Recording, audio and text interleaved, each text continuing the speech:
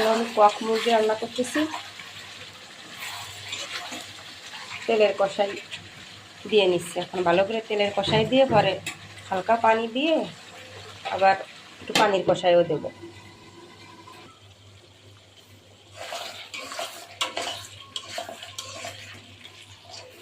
কষানো হয়ে গেছে, এখন ঝোলের পানি দিয়ে দেবো।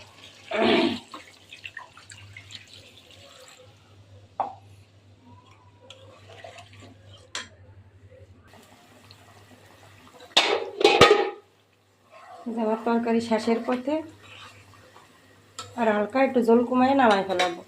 আর এই যে হলো মশলা, জিরে গরম মশলা ভাইজে রেখে দিছি, এটা গুঁড়ো করে নামানোর আগে দিয়ে